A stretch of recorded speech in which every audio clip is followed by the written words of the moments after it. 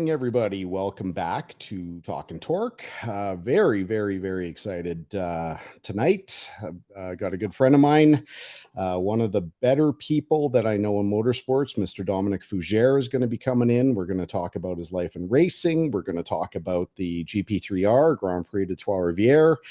And I'm going to pick his brain on a couple of topics here, and we'll just see what happens. I mean, it's going to be a fun session for me when you have a bona fide broadcaster. I kind of get the feeling that it'll be like talking to Alex, where I can just kind of wind him up a little bit, and he'll carry on the conversation for me. But really looking forward to getting Dom on here in a few minutes. Very eventful week in motorsports.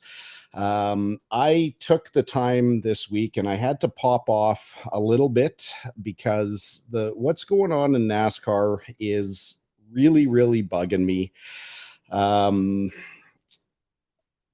Watching the smash up derby, watching drivers take things into their own hands, watching NASCAR always look the other way is just so disappointing to me that NASCAR's got a really good product. If they would start to focus on racing again and move away from this idea of vehicular entertainment, I think that they would start to bring some fans back. I mean, NASCAR over the last bunch of years, if you get to read my blog from this week, they've removed hundreds of thousands of seats from stadiums.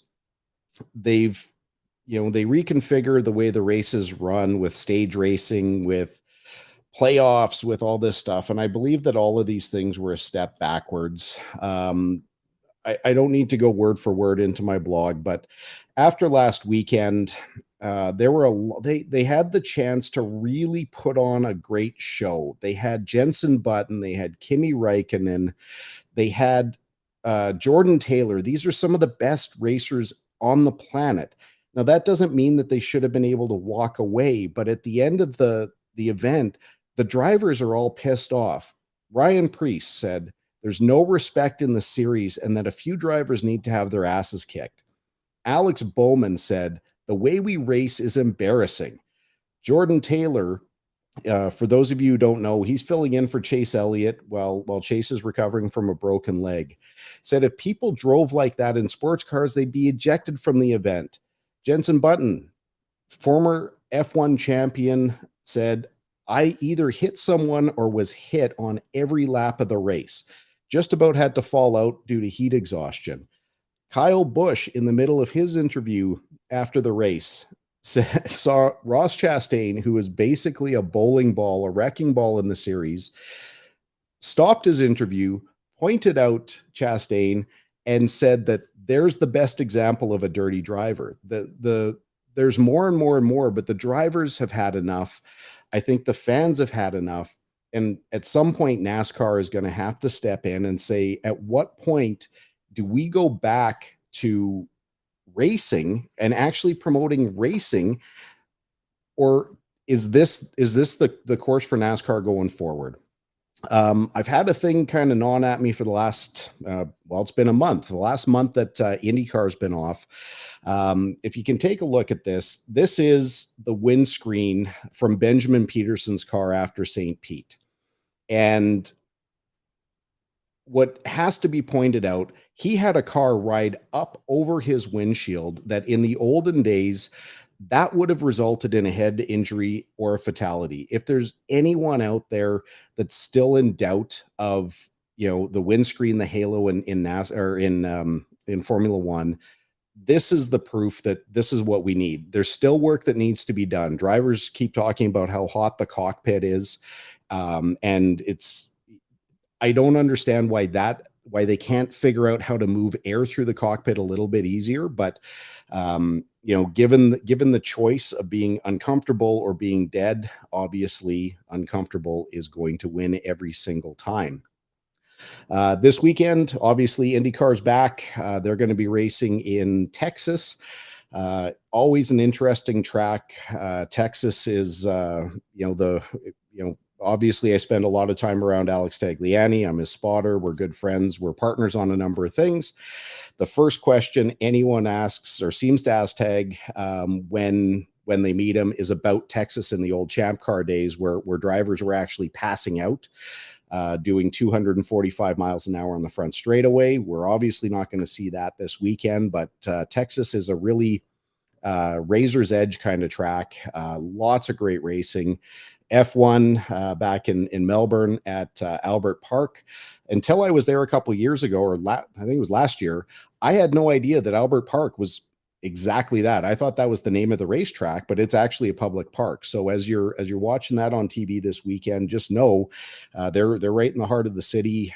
That's publicly accessible. I drove through a lot of the track, got to see it all, around the pond and the stadium and things like that. But that's my little bit here. Let's nobody wants to hear me. There's a good crowd of people here. Hopefully we get a couple of good comments throughout the night, and want to welcome in, and hopefully our audio is working here. One of the best guys I know, and I'm not saying that just because you're here, always smile on his face, always engages us, takes unbelievable care of everyone during the race weekend, Mr. Dominic Fugère. How you doing, Dom? A little embarrassed, to say the least. Thank you for the introduction. That's been above and beyond what I was expecting, and probably and people who are logged into the podcast probably know that the reason why I always welcome you with a smile is that I'm just trying to reciprocate. I'm playing mirror here, so you are one of the most amicable people in the paddock, and even when we disagree, like we're doing on the NASCAR situation right now, well, we'll agree to disagree, and we'll do it in a very civilized manner, and make sure we have fun about it, because at the end of the day, it is a matter of life or death, and you brought back the 2001 Texas Motor Speedway debacle in IndyCar. But at the same time, it's still fun and games. It's fun and games where you can die on every lap, but hopefully, safety advances as not only hopefully, but safety advances have made that it's not as present as it used to be. But at the same time, we make sure we have fun. Speaking of back in the days, if you have a chance to watch the Villeneuve-Peroni documentary, that will be airing on Crave. It's a Sky Sports production. I had the chance to look at it because somebody had slipped the link on YouTube, watched it, but it's going to be on Crave, I think, next week or the week after. Make sure you do. It brings you back to an era where, every lap, every turn was a matter of life or death, and you see the tragic destiny of Gilles Villeneuve and Didier Peroni in the same season, who all had their mishaps, and both of them are regretted and departed. But yeah, I saw Gilles' car, one of his cars, one of the Ferraris, at Sonoma. It was on there was a nostalgia series running when Tag was Bud running. Miller, probably. Sorry, was it Bud Miller? I'm not sure who it was. This is a long time ago, and my memory's not good to say the very, very least. But taking a look at the car, and they let us get really close. I didn't touch anything, but how drivers were ever able to survive anything in that era. Like, there was no framework. It was tin, and their legs were out. I mean, you see there's countless accidents, and there's video. I don't watch racing for accidents. I don't like watching that stuff. But when you see guys' legs turn to hamburger, it's surprising that more people were able to live through that era. When Jacques Villeneuve, that you and I have had a chance to meet on a number of occasions, was able to drive the 312, I think it was the T4 Ferrari that his dad drove, and he brought it out the hill at Goodwood and not raced it, but lapped at Fiorano in Italy. He said exactly what you said. I don't understand how they were able to survive that long. You're just sitting on an aluminum plank with another aluminum plank, little bench, and basically the seat were the seat belts that were holding you back. So it shows how much we advanced, and how much. I gave a conference yesterday to the Quebec Association of Auto Body Specialists, and I was telling them how motor racing was at first a test bench for performance, then a test bench for safety and security. And most of the events that we see on our street cars come from there. Seat belts, ABS, driver's assist, traction control, the steel beams in the doors, crumple zones, the whole thing.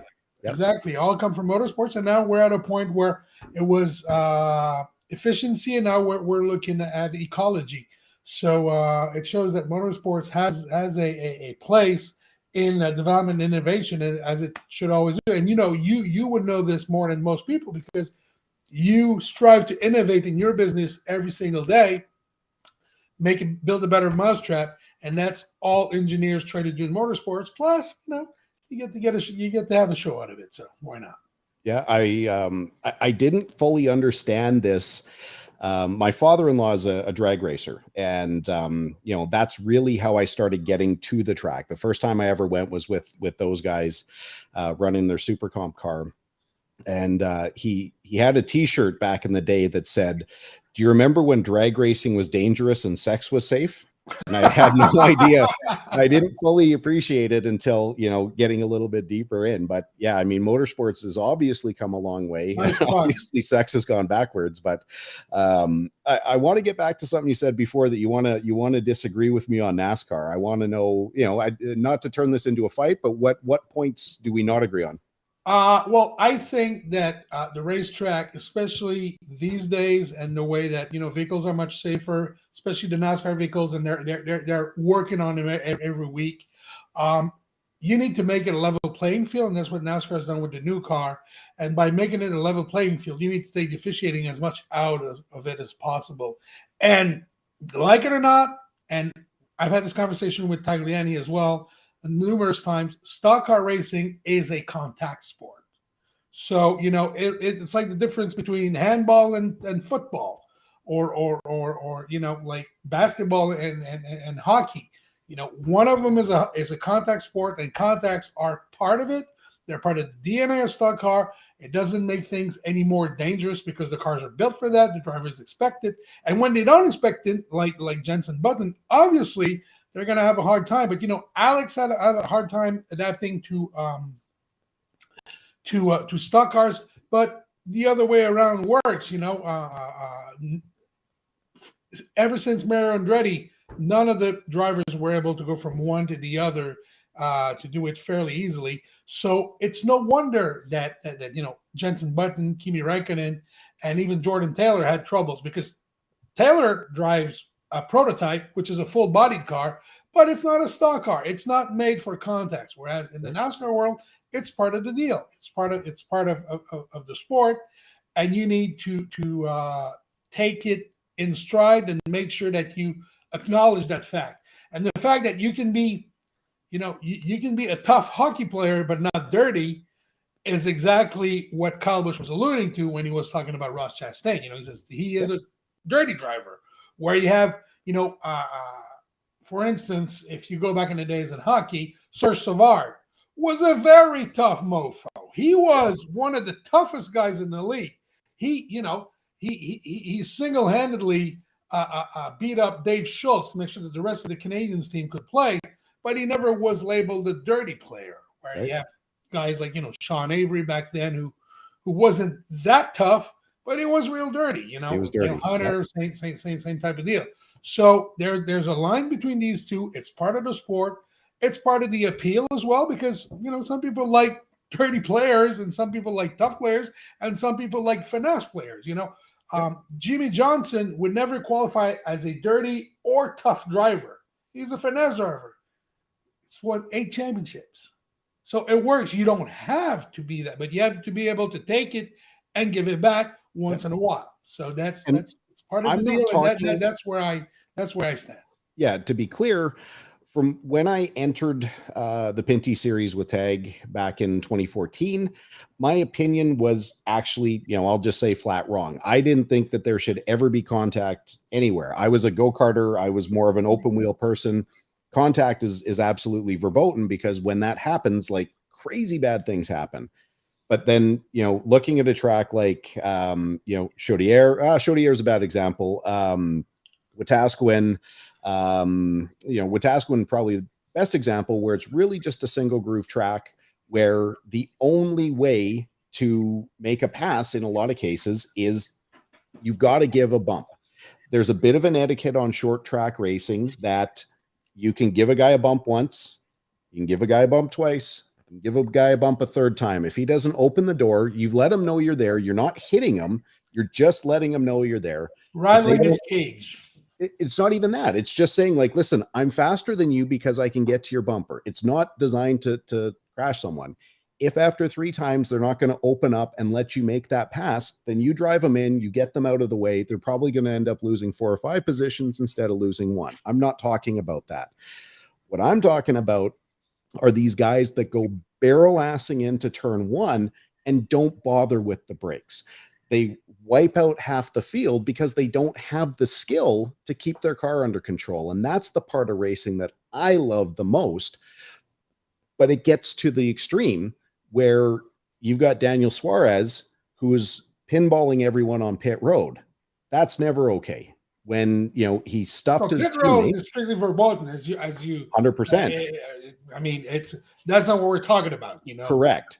But to me, that's the symptom of the issue. The issue is these drivers know that pretty much no matter what happens on the racetrack, there's not going to be any consequence. There's never I still don't agree in the way NASCAR has been officiating is a testament to that. Because, for instance, you were talking about Kyle Busch when they decided to park him and suspend him when he did something outside the whistles. Yep. It's just like the NFL. You can hit somebody just about as hard as you can between 2 whistles, but once once the play's called, you're done. It's over with, and this will be strictly enforced. Pit lane is between 2 whistles. Yep. Yellow flag, caution is between 2 whistles. But when you're in play, then I say you can take pretty much all like you said, if the guy won't move, you can help him move. You can let him know you're there. And part of the talent and appeal is being able to keep it going forward, keep it going quicker, and keep it side by side once somebody tries to push you off.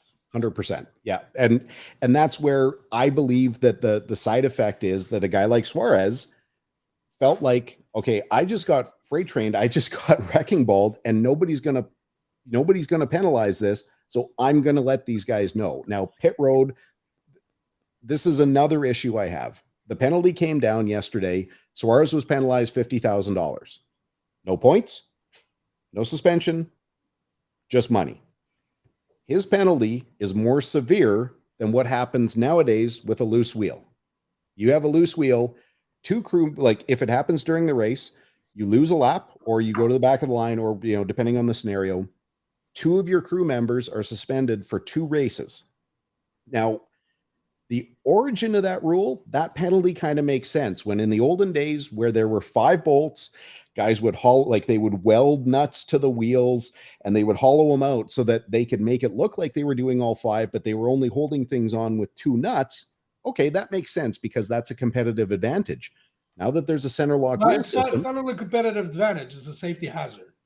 No, what I'm saying is teams would do that for a competitive advantage because they could change tires faster. That's why of course it was. Penalized. It was twofold. It was a unfair competitive advantage plus a safety hazard. It was dangerous, yes. And so if you lost a wheel in that configuration, you should get a penalty. That was, of course, you're trying to make pit stops faster. You're circumventing the rules.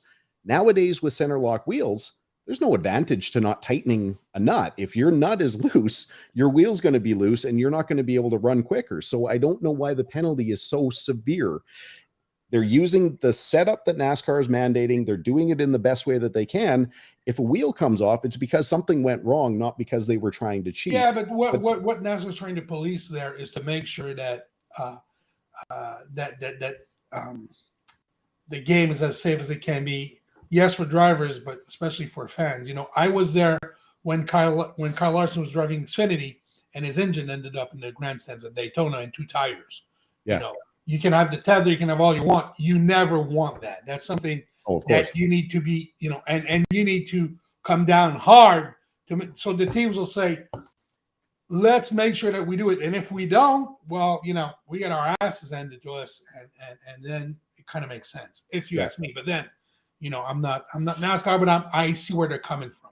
But there have been so many, even the last 2 years with this new configuration, there have been so many of these penalties, and it just doesn't make sense to me. But anyway, we'll continue to agree to disagree. I want to make sure I get your title correct, because I've read it a bunch of different ways. I think of you as the promoter, but you're also the general manager of GP3R. Am I missing anything there? General manager is pretty much what I do. I generally manage. So I don't manage everything, but I generally manage. Generally manage. Yeah. Maybe it translates better into French.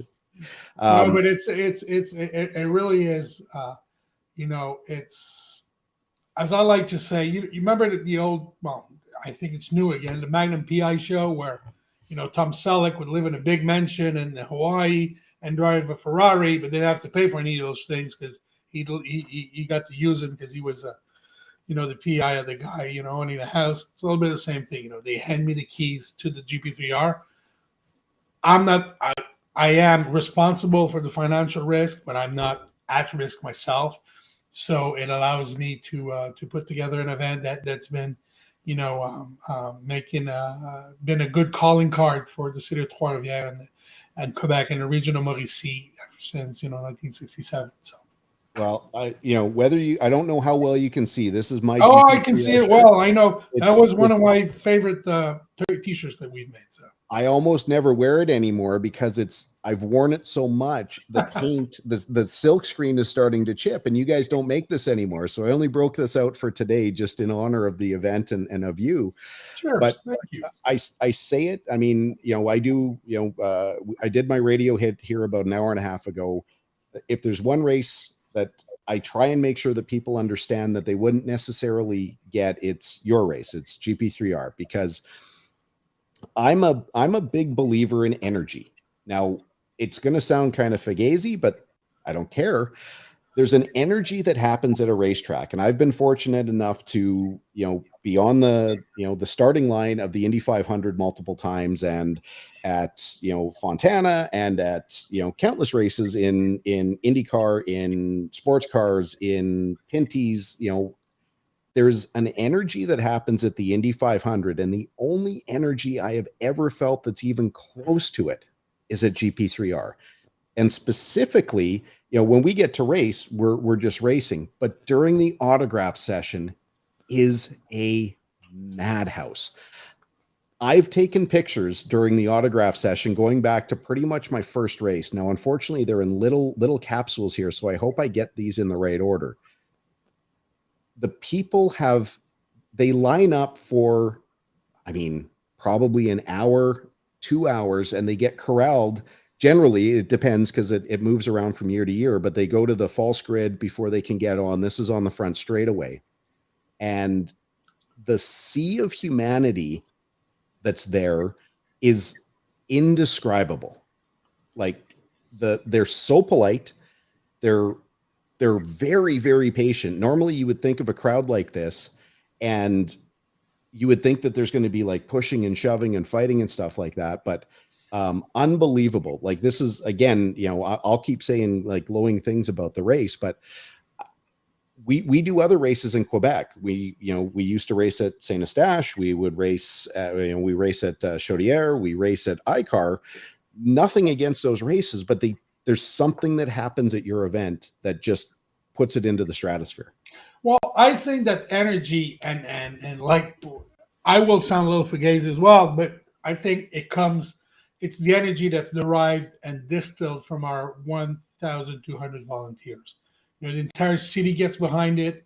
1,200 volunteers is a lot of people that give us their time, their energy, their expertise. We have people that come in and give us a few days out of the year, and they've become world-class, sought-after experts in racing and race direction and safety issues. And that's something to be said about the passion of these people and how much they translate it, how important it is for them to be able to convey their passion and grab back the energy from the people that come and trust us with one of their summer weekends. You know, you live in Alberta, I live in Quebec. Summer is a very short thing. Yeah. It's 8 weekends. 3 of those it will rain, so you got 5 left, and people trust us with 2 of them. So we need to make sure that this gift that is entrusted to us, we take care, we polish, we shine, we make shine, and we bring back in the best possible light. And when I talk about our volunteers, it's even, you know, we've got people that are paying to be there, and we have people that are giving out time to make sure that people that are paying and are well welcomed and are give a world class look for our city. So this is something that's hard to describe, as you can see, and is even hard to quantify. It's some kind of obtainium that we can, you know, plug into and draw that energy. It's kryptonite, basically, and that's why we do what we do, and that's why I like to think that we do it well. Yeah, I mean, you know, having raced there since 2013, I've missed a couple of years along the way, but the first race that was done there, which to me was, I mean, we've won there, but multiple 2013, times. multiple times, yes, and that was like crowning achievement in Pinty's, but still my favorite win there was 2013 when DJ Kennington held off Jacques Villeneuve for the win. Well, he still tells that story anytime you just wind him up. All you got to say is Jacques, and then DJ goes into DJ mode and says, the team would tell me to shut up. I got Jacques Villeneuve behind me. I'm trying to keep him behind, so leave me alone. That was a Kimi moment, actually, when Kimi used to do that. You know, leave me alone. I know what I'm doing. Leave me alone. I know what I'm doing. But for DJ Kennington, who's not a road course ringer, to hold off a former F1 champion, and to be there. Back to our point at the beginning of this conversation, it's a contact sport. DJ knows this better than anyone. He can, you know, I'm not going to say bully, but he knows how to make that car as wide as it can be. Correct. And he knows how to make it as narrow as it can be to be able to find the position, find the place. And that was something that Jacques is getting better at. And he's a world-class racer, he's a world champion, but doesn't necessarily have all the same pieces of arsenal that DJ has for that type of racing. So Scott Steckley might have a different opinion about that with some of their contact over the years, but that's what happens when you got body. You want to talk Kerry Mix and Andrew Ranger? That's 2009, and the pictures are still on the website. They're still there. It happens, and you know you're never going to eliminate all contact, but there's moving somebody out of the way and there's wrecking them. If you get to the point of wrecking someone, then you got to take a look at it. And you know, anyway, the amount of high quality racing that happens there year after year after year after year. I don't know why. There's nothing, you know, aside from the Duplessis Arch, like there's nothing really unique about the track. But did I tell you my Paul Menard Duplessis Arch story? I don't think so. All right. Well, it's public consumption. Let's tell it to everyone. We got time. So, as you know, as a lot of you know, I used to cover motorsports for a newspaper in Montreal, and left that job. We were locked out. Did a little bit of radio, and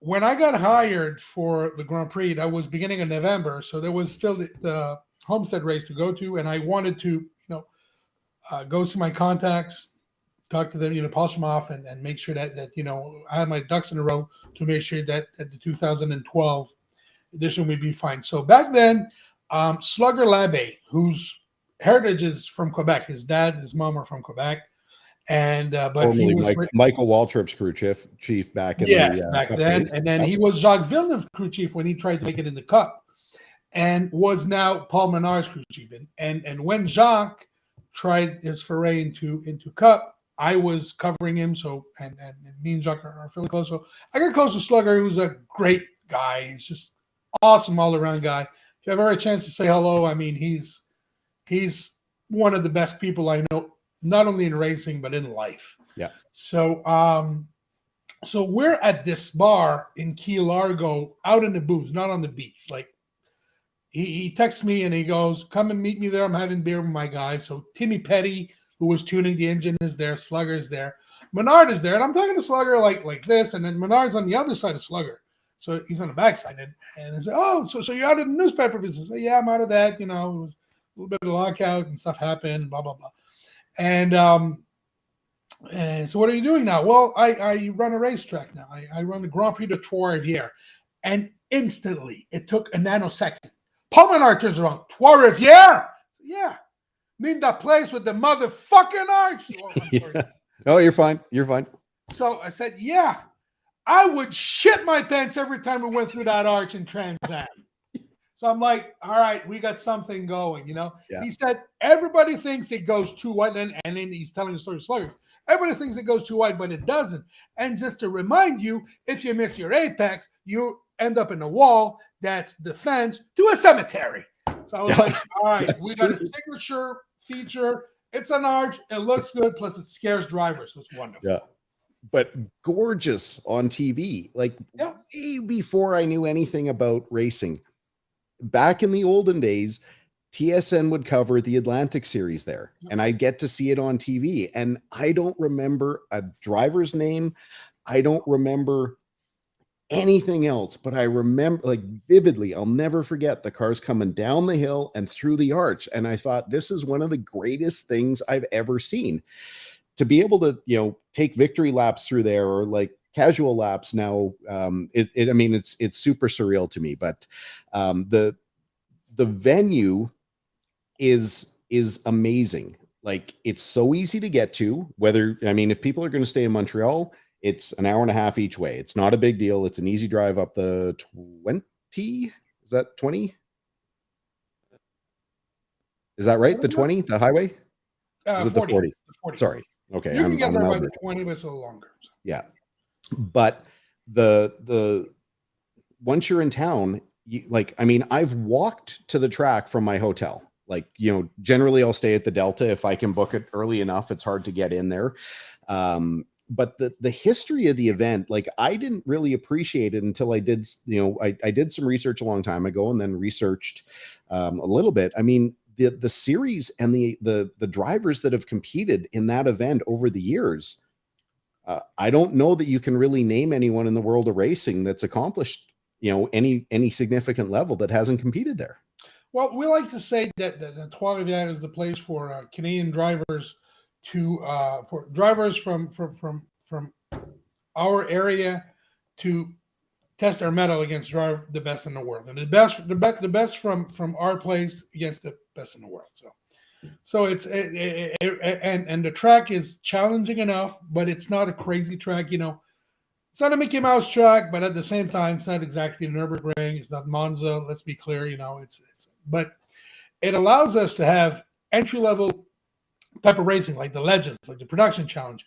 Also, the Pinty series. We had the IMSA prototypes, and to be well, back then it was ACO, it was Le Mans, American Le Mans, ALMS. But let's be fair, these cars were a little too fast for our track. Yep. But well, there's the one thing, there's no runoff. Like, aside from the back straightaway, there's 6. There's kind of a runoff.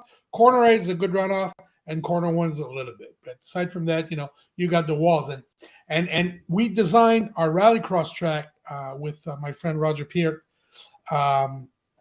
who helped me a lot when I started. And when we designed the rallycross track, Roger was adamant that we had the same type of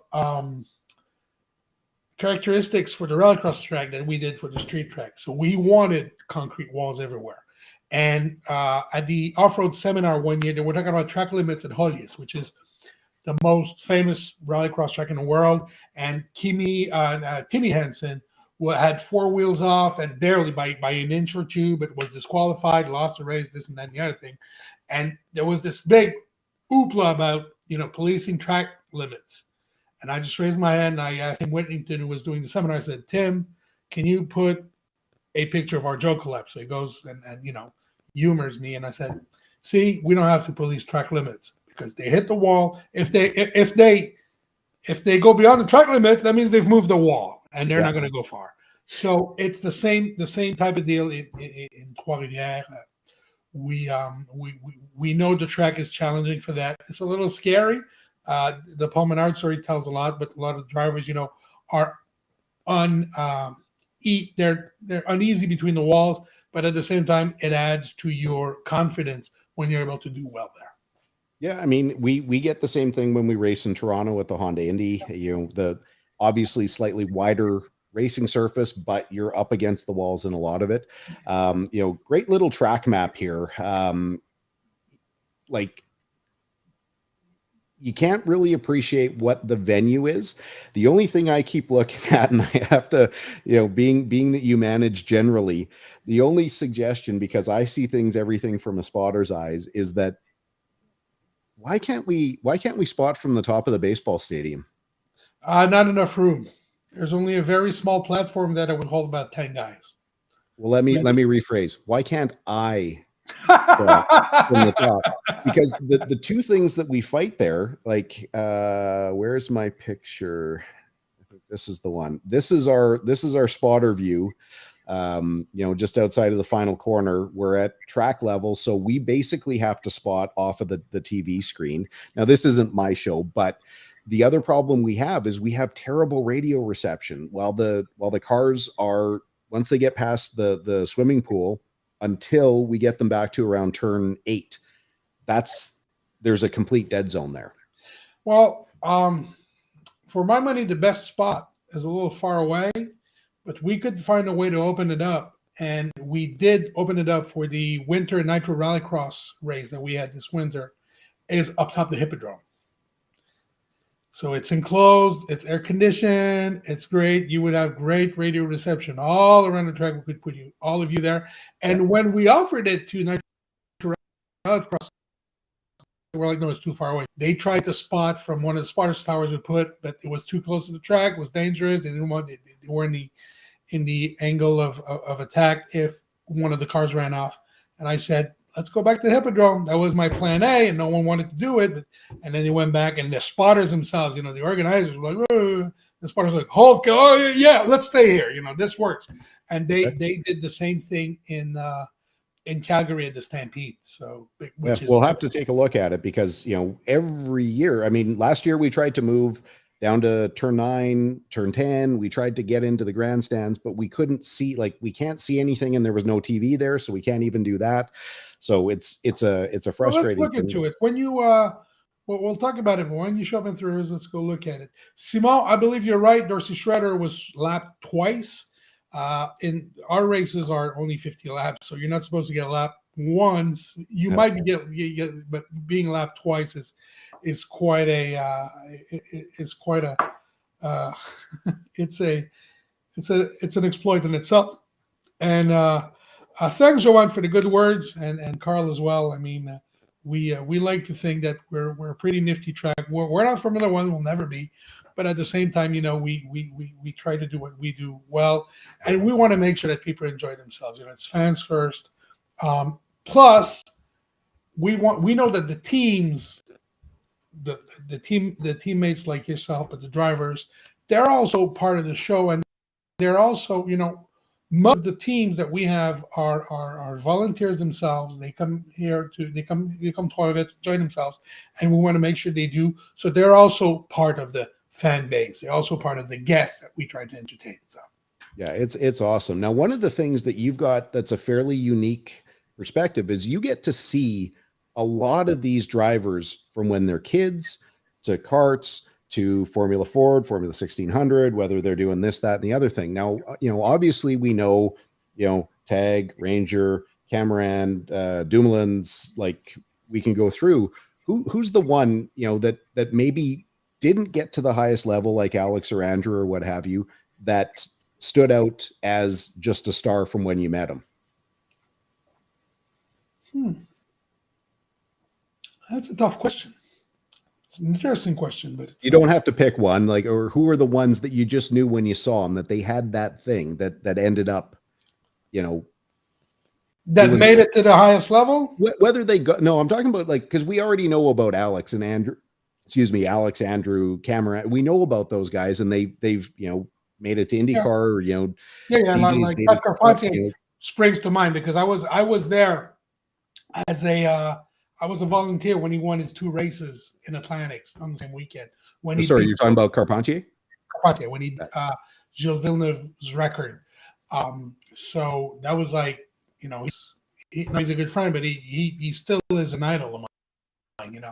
Yeah. Every time I get to talk, Ron Fellows another one. My first time at Three Rivers, I think it was '88 when the Grand Prix came back. I was awestruck by his driving ability and his I was just a fan back then, but we could go in the paddock, meet the drivers, and his amicable ways. And now every time Ron calls and I see him pop up on my caller ID, I get starstruck. I'm like, Ron Fellows calling me? Why? Why does he need to talk to me? And awesome. so these are two that would stand. Tommy Kendall was another one who made it to the top level in Trans Am racing, but wasn't able to make it to Indy cars because he was too tall. They tried to give him a test, and he was taller than the roll bar. That wouldn't work, but he was so dominant at Trois Rivieres that when one of the first, I think it was 2013, 2014, we still have the chance to intronize 3 people in the Hall of Fame every year. And I flew Tommy in and I said, I need you to be in our Hall of Fame. Please come, please do us the honor. And he was gracious enough to do it. So these are all guys. When I started working in racing as a PR person in Formula 1600, I was working for the Ravie team. So Stéphane Roy and Isabelle, his sister, were part of the team. Brendan Kieran was one of the drivers. But Loïc Depailler, the son of Patrick Depailler, was also one of our drivers, came in from Europe. It was harder for him to find rides in Europe, so he came over, and he was another one of the very good ones. And now he's turned just as bad as I did because he's a motorsport journalist now. So he leads to everything. And that's the obviously that's how you started, but what brought you into motorsports? I mean, obviously we all have the same pure passion. And Saint Geneviève here is a big motocross town. Okay. I raced a little bit the 3-wheelers just for the hell of it, only locally. And my friend Marc Saint-Arnaud was Canadian champion in 1983 in 125, 250, and 500 cc. So he won the Triple Crown that year. And Mark's a good friend of mine. He's the one actually that takes care of the dirt part of our rallycross track. And my dad would help out with the organization. There's 1,000 people that live here, and we had a national championship round. So the whole town had to get behind it, a little bit like the whole town of Three Rivers gets behind our race. So that's how I was. I've been a motorhead. I've been a petrol head, as they say in Britain, for pretty much all my life. And little by little, I helped Mark with sponsorship when I was 15 years old. Built him a deck and said, we didn't find it dime, but at least, it got me some of the experience and some of that passion that I still carry on today. So it came from that. Then Trois Rivieres is 20 minutes from here. That's where I went to high school. So got close to that. And when I was 15 or 16, I just went and knocked on the door at GP3R and I said, can I help? What can I do? I'd like to help on I was looking to become a reporter, a journalist, working in communications. I said, can I help on the communications? He said, yeah, take care of the media credentials. Please do. Now I know what they meant, because it's a tough job. But so I took care of that and started from there. Then became PR, like I said, with the Ravie Motorsport team. Started working, went to university, started working as a regular reporter, but I always had this background in motorsports.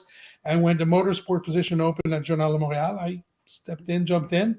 When that went away, I got a call from the city saying, we're looking for a general manager for the Grand Prix. Would you consider it? Would you know somebody who would? And that was a night where I was working radio, doing a remote with a junior hockey team in a Chinese buffet, and I was lugging the speakers back in the station's van. It was raining cats and dogs. I smelled of egg roll grease, and I said, "Yeah, I know of somebody that would." You gave up all that. Yes. Yeah, that's awesome. So that's making the long story short. Simon, just to answer your question about the top of the bâtisse industrielle, the problem with that is that the bâtisse itself takes you from seeing one side or the other. So the guys would run from one side to the other, and that they wouldn't be able to see more than half the track. So it makes it a quirky spot for that. Whereas if you go to the hippodrome, then you get to see the whole layout. And that's the big thing, is getting elevated so that we can actually have our radio signal transmit. I've got in my early days, before I was a full-on spotter, I would be up in the grandstands at turn one, which whether it's allowed or not, we were really nice to the volunteers. We stayed out of the way of all the fans, but you go wading through, wrong picture, but you go wading through the crowds. This is out of turn one. Like the attendance is always incredible. Can you send me that picture, Colin? I need that picture, please. Yeah, of course. I'll send it after we're done. Thanks. Yeah, there's countless pictures of the fan interaction. Like, this is over the years, and you want to make a lot of really great friends really quickly. Get up into the stands with a headset and a crew shirt.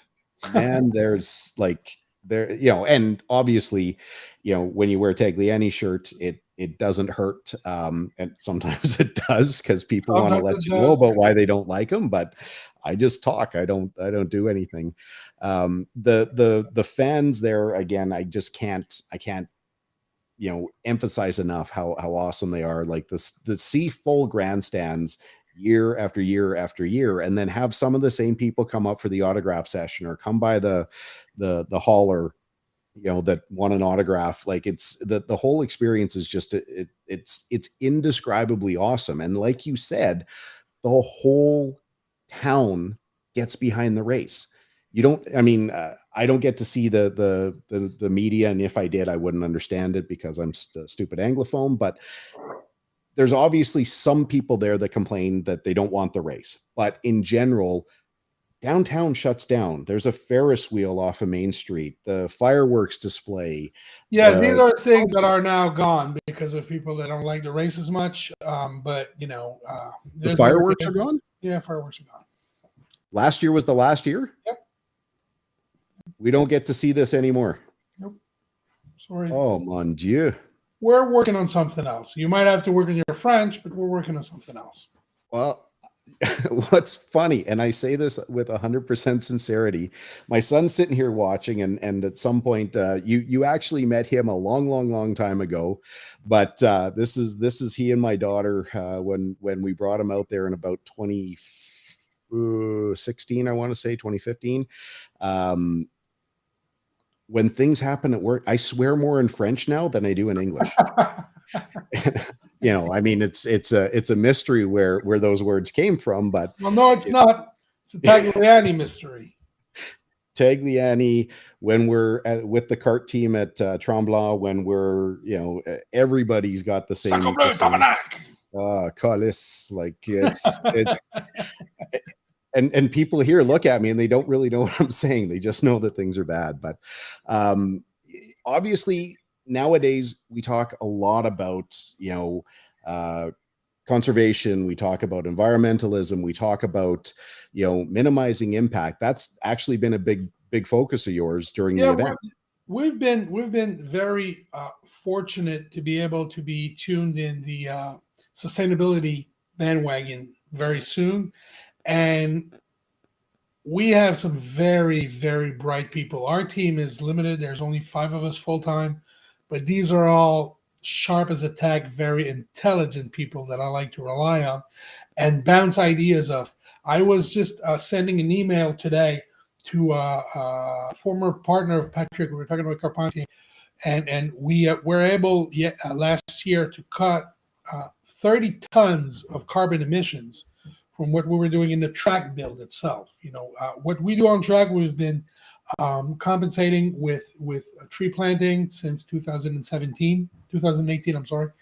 But on the track build, we were able to move to a biofuel that allowed us to cut 30 tons of carbon that didn't make it to the atmosphere, that wasn't added to the atmosphere. We have deplastified our site, no plastic bottles, no plastic utensils, no plastics plates, and for the service we're doing, aluminum cans for water, because we'd like to use reusable drinkware, but the problem is that our site is so spread out that we can't have water to all our volunteers. And at the end of the day, I understand that you need to save the environment and that we need to work on that.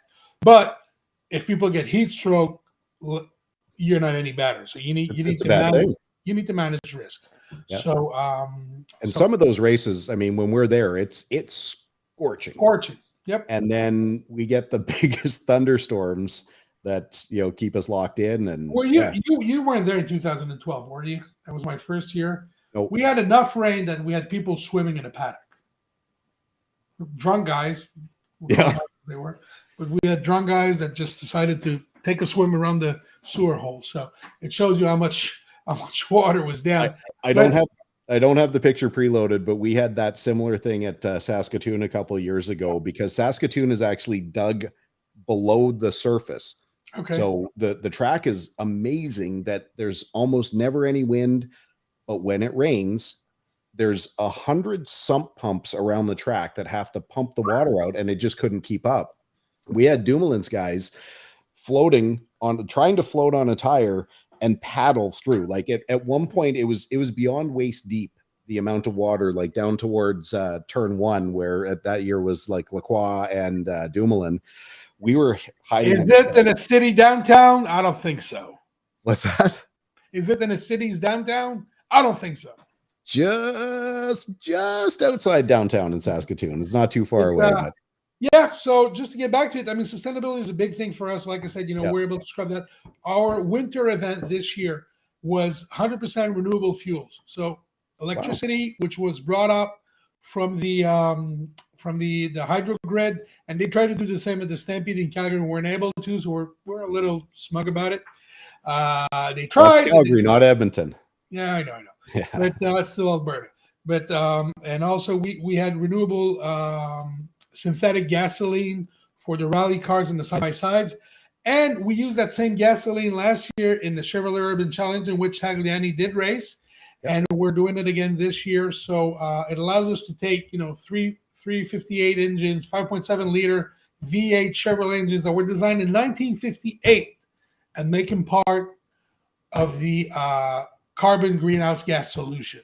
So this is when I mentioned to you that, we benchmark for performance, benchmark for safety, benchmark for economy, and now a benchmark for sustainability. That's where we're at. That's part of our mission.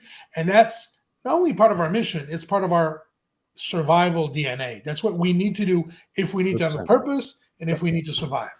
Well, and you see what, and I'm not going to chuck any specific people under the bus, but you see firsthand what our garage is like when you come and visit us at an oval or come and visit us at another track, which you are fantastic at doing, by the way.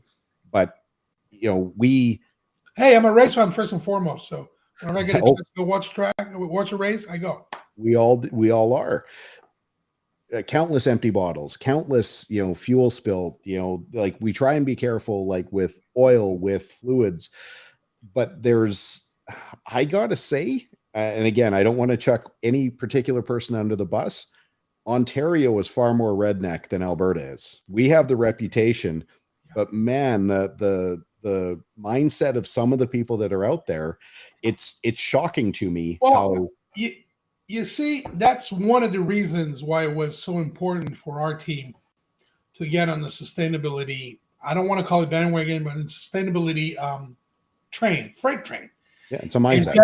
We're able to talk to a lot of people who normally aren't exposed to these truths and these rhetoric and these ways of doing things better for the planet and for performance as well. Funny story, I was telling you about the biofuel. nothing about it, but the synthetic fuel we use in the Chevrolet Urban Challenge. David Hebert, who's one of the winningest dirt track drivers in the entire continent. He's grooming his daughter to drive. She's driving in a sportsman car, and he bought the leftovers and all the fuel drums with that synthetic gasoline from all the teams. So we're like, oh, this damn synthetic gasoline they're forcing us to use, blah blah blah blah blah. But we want to be a service. So he bought that off, and his daughter won the championship using that fuel because he found that they could tune the engine a little better with it. So there's a way to do it better for the environment and as well on the performance side if you're smart about it. Yeah, and within my business and within my home province, we're obviously big producers of energy. I maintain that if you want to truly make an environmental impact, create a tax incentive, give the producers, the Syncrudes, the Suncors, the Shells, the Essos, give them the incentive to reduce emissions. Yep, and they're working on it. I mean, their point is, we're talking about Alberta. The concept of direct air capture for carbon that's being transformed to synthetic gasoline was invented at the University of Alberta. Yep. So that's the technology on which our fuel the synthetic fuel we're using is based out of. It's made in Europe, but it's made out of Alberta-born technology. Yep. So we can be part of the solution wherever we're from, as long as we keep an open mind and we stay curious. And that's what I like to do in my job, but also in my life. Love it. What can we expect from the race this year? Probably a lot of contact, my friend. Maybe. It should be good. I mean, we're going to re-rack for the Dumoulin brothers, and Cameron now has a championship in the pocket. But you gotta remember that Alex Tagliani, Kevin Lacroix, multiple winners, but also Alex Guenette, who came into his own, won the race last year, was able to show that he had the potential. But we kind of knew that from his performance in trucks. But now he will be running full time in the NASCAR series. Look out for young Thomas Neveu, who's a kid from Quebec. He was a great kart driver, great Formula 2000 driver, now coming into NASCAR Pinty Series full time. There's a lot of good drivers that are coming along. I'm starting to feel that we're having the next generation come in. Alex Lebain not as busy in the U.S. We should be able to see him. So I just named there 8 guys that can take it all. So 100%. Probably half to 2/3 of the field are guys that can win. Yep. It's going to be a matter of circumstance. It's going to be a matter of preparation. And also, it's going to be a matter of a little bit of luck, a little bit of elbowing. So. That, aside from my father-in-law's T-shirt, that was the first real lesson about racing he taught me. He said, you can't win without luck. No. And it took me an awful long time to understand that. You can't be lucky and win a race, but there's something that happens in the course of a race that lets a win happen. Yep. And I mean, that's awesome. Getting back to Guenette, he's obviously a very, very good friend of ours. We race on the go-kart team together. He filled in for Alex at Loudon when Alex was sidelined with myocarditis. If we're not going to win the race, could not have been more happy to see him win that. That was, they're a great racing family. His father, his uncle raced, his grandfather raced, his sister raced.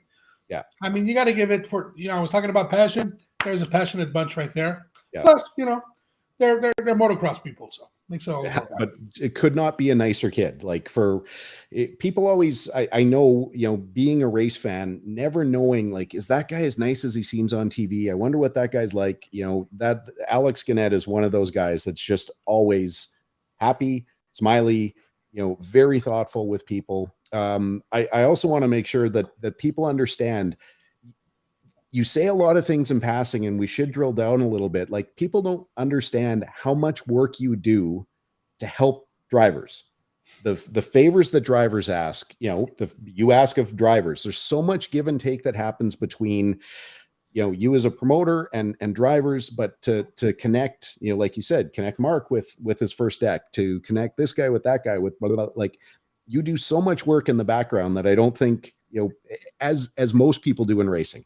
At the same time, you need to do that because the drivers are the stars of the show, but they need a place to shine. The most beautiful jewel in the world, and the safe doesn't do any good. So we need to make sure that they're able to be out of the safe, that they're able to be on the best écran. I don't know what the English word is, but the presentation platform. velvet thing that you put it on. We want our crown jewels to shine, and we need to give them that opportunity, and we need to work with them. Plus, you mentioned, is this guy as cool as he seems to be on TV? Most of them are. Some of them are even cooler, nicer, and funnier than they seem on in public. So we need to tap into that, and they're just a lot of fun to be around. I mean, just while we were talking, I called him this afternoon, texted me back. We have one of our board of directors who's going to the e-karting center, and he said, he can hook us up. And Tag said, no problem. Call me tomorrow. We'll work it out. And so it's. Yeah, he'll hook you up with that guy, but all we need is a 50-person suite during the event. So that's a fair trade, right? We'll work something out. Plus a camping stall in the exact right spot. Plus, yeah, camping stall. Alex has matured a lot since the years, because there's always this story that was before your time, and the story that comes back where he just decided to get on all fours and start banging on the ground in the middle of the paddock, saying, "My motor home goes here." He says he doesn't remember, but there's 100 people that do. So that doesn't sound like Alex at all. But one of my favorite things, to share a little insight, without throwing someone under the bus, was I want to say it was 2 years ago after the event, and we're kind of walking back over the bridge towards the campground, and needed to fish our things out, and Ranger was there, and didn't win. I think he had a mediocre day, and he had this party set up with a DJ. He had strobe lights going by. Now, this is on Sunday night, and I think Monday happened to be a holiday or something like that. He was grabbing everyone he could. Guys, come have a drink. Guys, let's have some fun. Let's do some dancing. And it's like, well, dude, like, I'd love to, but we're driving back to Montreal tonight because we have a flight tomorrow morning. But, getting to see Andrew, I never get to see him like that. He's always been very, very polite and very, very nice to me. But to see him kind of take that last little layer off and to actually just unwind, it was I won't forget it. And that's the type of thing, that's the type of story we like to that we like to foster. We like to give the drivers and the teammates the chance to have these stories and be able for you to tell it afterwards. So, and that's not a me story. With the downtown so near, with the activities on site, and try to have some music, try to have some the weekends are action packed, as they're filled to the brim with, and I get crap from my team for filling the schedule too much, and we can't take a breather. Doesn't matter, because the people in the stands, they don't like everything that we're doing. So if they decide to go away, somebody will like what we're showing. So we need to be able, to keep it tightly packed, and it allows everyone to have have the best time that they can, and that's why we're once again, I like to think that we do things fairly well, and we like to keep it that way. I've had a lot of good experience, a lot of good examples over 35 years, 40 years that the Grand Prix was on before I got in, and now we're trying to just continue the tradition of excellence. But those are the stories that happen when you're at the event, and we're trying to arrange our crier media people to come out and do like full on coverage, which will be more behind the scenes kind of stuff. But anybody that's there, it's not hard to run across these people. The drivers are super accessible. They're all very friendly. You can always get a hero card. You can have a picture.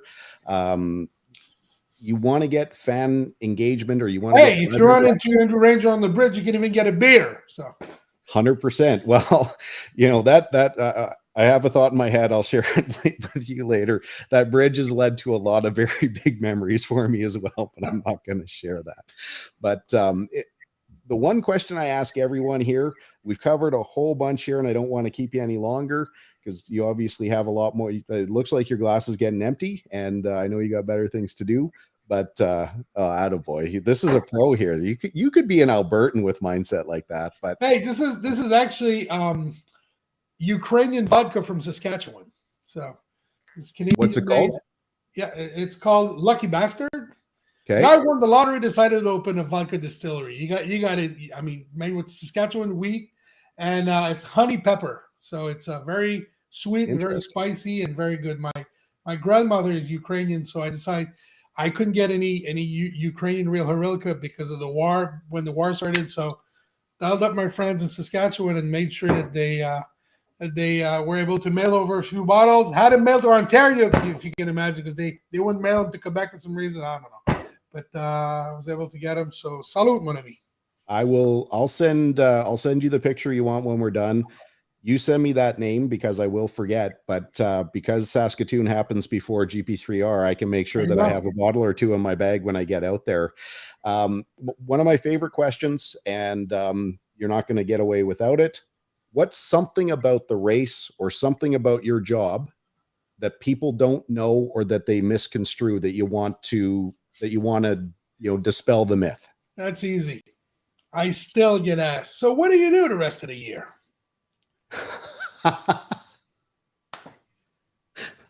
It's only 2 weeks. Can't keep you that busy. So what's the answer? What do you do with the rest of the year? What I do is that I start working on the future editions. Plus the past, we got all the accounting to do to go through. And of course, no, I get it. Yeah, that's probably one of the big misconceptions. And the other one, which I won't call it a misconception, but it's something that people need to be aware of. And the further away you are from the event, the more you know about this. But the closer you are, I'm talking about some people in the Three Rivers that wouldn't have a clue about this, is that our event gives our city I mentioned a calling card factor, but it gives us a reputation that's second around the world. Our MNA, Member National Assembly, was in London on vacation. Turns on the TV, Rallycross race was there. We are on the Nitro Rallycross schedule this year, we're on Stockholm, Minneapolis, Los Angeles, Phoenix, London, England. Well, Linden Hill, but still, it's an hour from London. And which one am I missing one? Anyhow, it shows you that it allows a small town like Three Rivers to have world-class ambitions, world-class exposure, and also be able to give people a world-class welcome when they decide to come and join us. Do you know the name Nicolas Brousseau? Unfortunately, no, I don't. So Nicolas was Canada's ambassador to Kazakhstan. Okay. But he's from Three Rivers. Really? And I happened to be on a Canadian business mission. I was in Kazakhstan. We meet the ambassador. Pardon me? Did you meet Barat? Just kidding. I'll tell you a separate story after that. But after I meet him and we talk about, where he's from, I said, GP3R. How do you know? I said, well, part of my other life is this NASCAR thing. We've been friends ever since. I've been over and we've golfed together. He's no longer an ambassador. He's moved on to Belgium. But I did learn very quickly and very sternly, you do not mention Borat when you're in Kazakhstan. Yeah, I can imagine. Part of the issue is that their culture doesn't understand sarcasm and doesn't understand that farcical thing. Like there's that, and there's the fact that the country is named Kazakhstan, but that has nothing to do with it. The language is the same. It could have been named, Badalastan, and it would have been the same, So I plan to visit Badalastan this weekend. Cheers. We'll have you there. Well, I'm on health stuff for now, but soon enough it'll be there. We'll throw this last one up here. We'll do a little cross promotion here from our friends, the Bun Sons, and Graydon and Cam at Stickers and Scuffs. Yeah, different podcast, but we're all part of the same family. And thanks for watching, boys. Obviously, you drew these guys in here. They're not going to come in to watch me, but I mean, universally loved. Anyone that I don't care if it's our team. I don't care if it's everyone loves going there. Everyone loves racing there. They love the nightlife.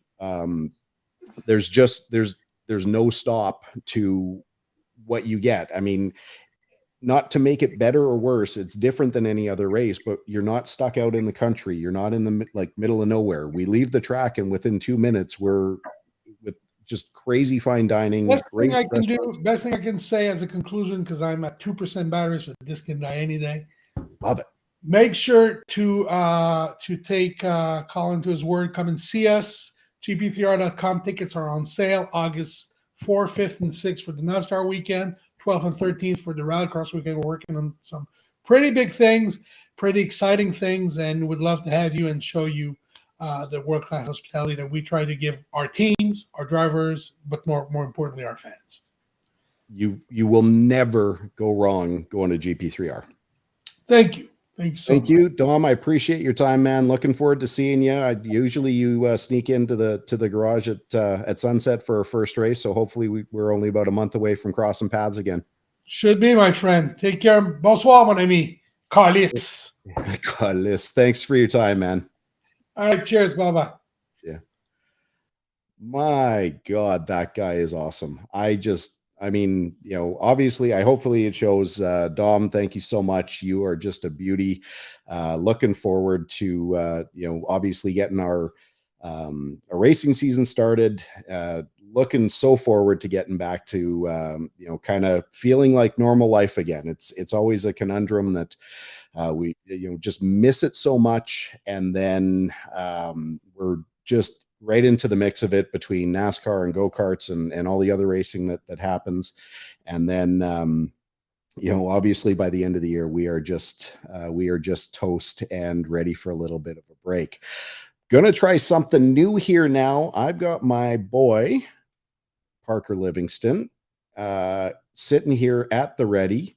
He wants to get his podcasting debut out of the way. We haven't planned this. I don't know what's going to happen here. Welcome to the show, Parker. Is it on now? Hey, Parker. Sounds on. It's on now. Hey. Welcome to the show. Thank you very much. Now, why did you want to be on here? Well, I got the offer while I was sitting around here, so might as well. And that's it. So we talk about torque. So this is obviously called Talkin Torque. Yeah. We just talked about automotive torque. Yeah. Let's talk about industrial torque. What is it that you do? Well, I am the lead service technician in your shop, Can Torque, and I'll deal with a lot of the rentals, new sales orders, helping customers, all that fun stuff.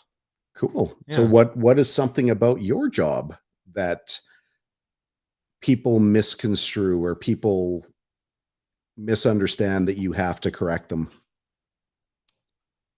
Ooh, I didn't think that I'd be getting that question too. I think that a lot of people think that it's just automotive stuff that we do when I bring it up to them, when I talk about it, because they see you promoting a lot of racing with the Can Torque name. So it's like, oh yeah, you guys are in the automotive industry, right? It's like, no, that's more of a fun time thing. That's more of a boss man thing. He likes to do that on the side. How do you use your hydraulic wrenches on a race car? It's tough. And we don't. And race cars are obviously just an avenue for us to advertise. Exactly. Okay, so obviously, I shouldn't say obviously. How long you been with the company? Since 2017, summer of 2017, August, I think. So that's 3 years. Well, I don't know. My head's still a little bit fuzzy from when I got cranked there. So when you got concussed? Yeah. It was a bar fight? Something like that. A little bit less cool. Really? Yeah. I think it's more cool. Well, yeah, you could say that. Getting a girl thrown at your head from 15 feet in the air 3 times within the span of 2 days is kind of part of the job when you're a cheerleader. When you're a cheerleader, yep. So Yeah. that's what you do when you're not at work. That's your hobby. My fun time thing is cheer. So you are not only part of a local gym here called Perfect Storm Athletics. Correct. There's Perfect Storm. There, I said it. Plugs. Do you think we'll get paid by them for promotion? I doubt it. We might get a little bit of a thank you. Maybe if they're watching. And then so that's what's considered all-star. Yeah, that's all-star. That's you pay to do it because you just love doing it so much. But that's competitive cheerleading. That's It where you is. go to You competitions. compete against other teams. You try and get the best scores. You've got other gyms in not only the province of Alberta, but in other provinces across the country that you're going to be trying to beat. And then you are also part of I got to think really hard because I get it kind of wrong, the Edmonton Elks. The Edmonton Elks cheerleading team. Yes, sir. And what's that all about? Well, that's just about trying to hype up the fans at the Elks games. But that's so unlike some other teams in the CFL, and this isn't a better or worse program, but you guys are a pure, well, pardon me, it gets broken into a dance team and then there's a stunting team. Yeah, so for a team like BC, like they've just got their dance team. So they don't have any stunters, they don't throw basket tosses, they don't do any.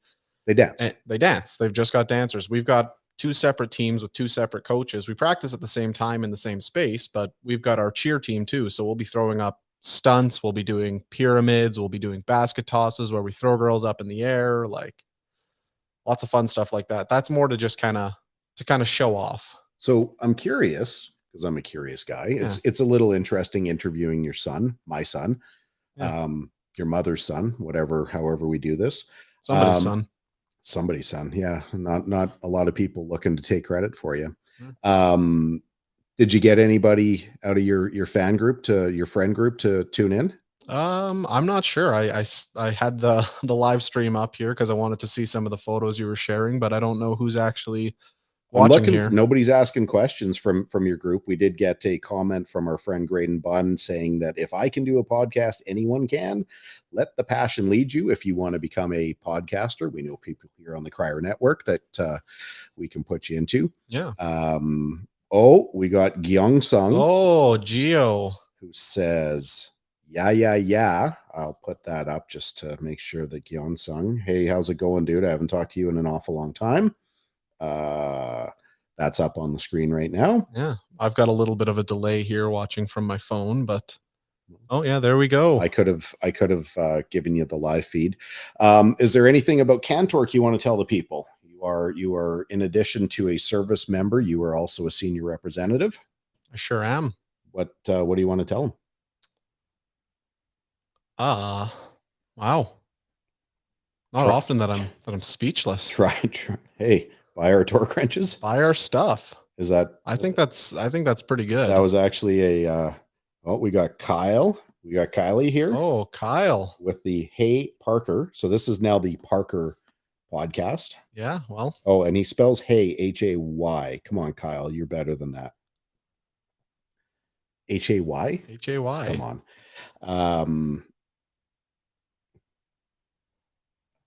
I think we kind of covered what we need to cover here. We might be running out of steam. Is there any avenues that you would like to chase? Is there a topic on your mind?